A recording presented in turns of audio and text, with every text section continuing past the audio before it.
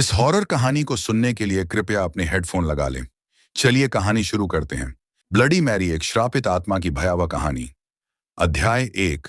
रहस्यमयी किंवदंती। सदियों पहले इंग्लैंड के एक छोटे से गांव में मैरी नाम की एक लड़की रहती थी।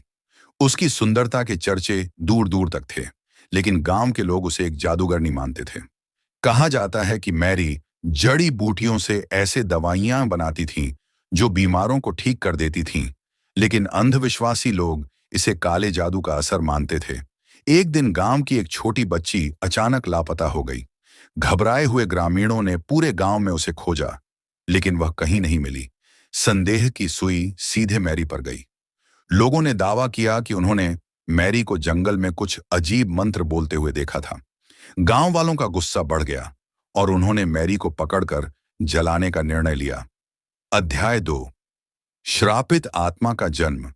जब गांव वाले मैरी को आग में जलाने लगे, तब उसने अपनी अंतिम सांसों में श्राप दिया, जो कोई भी आईने में मेरा नाम 3 बार पुकारेगा, वह मेरे श्राप का शिकार होगा।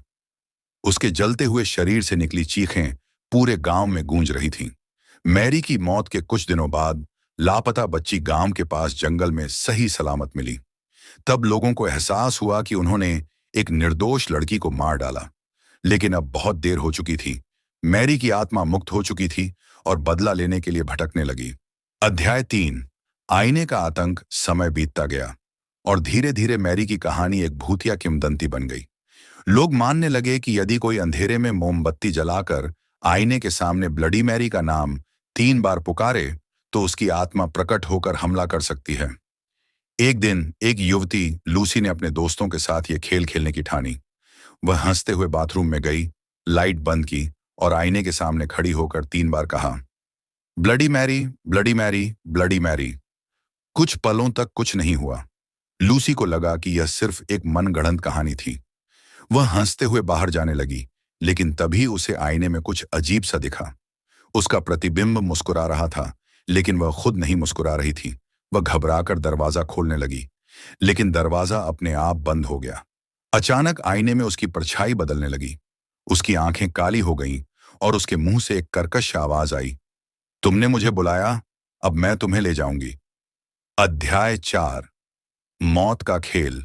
लूसी के दोस्तों ने दरवाजा खोलने की कोशिश की, लेकिन वह जाम हो गया था। अंदर से दिल दहला देने वाली चीखें आ रही थीं। जब दरवाजा किसी तरह खुला, तो लूसी जमीन पर बेहोश पड़ी थी और आईने पर खून से लिखा था, वह अब मेरी है इसके बाद से। जिसने भी ब्लडी मैरी को बुलाने की कोशिश की, वह या तो गायब हो गया या उसकी मौत रहस्यमयी तरीके से हो गई। अध्याय 5। ब्लडी मैरी का आतंक। इस घटना के बाद कई लोगों ने ब्लडी मैरी को बुलाने की कोशिश की। किसी ने आईने में किसी अजनबी की झलक देखी, तो किसी ने अपने पीछे किसी अदृश्य शक्ति को महसूस किया।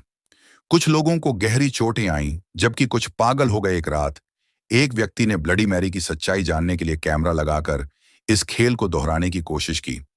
जब उसने वीडियो देखा, तो उसमें दिखाई दिया कि आईने से एक काली परछाई निकली और उसे घसीटकर आईने के अंदर ले गई। अध्याय 6। श्राप से बचने का उपाय। ब्लडी मैरी के श्राप से बचने का एक ही तरीका था, आईने की ओर न देखना और उसका नाम न पुकारना।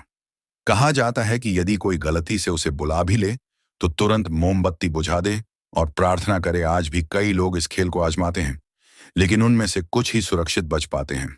बाकी या तो गायब हो जाते हैं या किसी अनजाने डर के साए में जीते हैं। क्या आप ब्लडी मैरी को बुलाने की हिम्मत कर सकते हैं? अगर आपको ऐसी ही डरावनी और रोमांचक और स्टोरी सुनने के, हमारे इस चैनल को सब्सक्राइब करें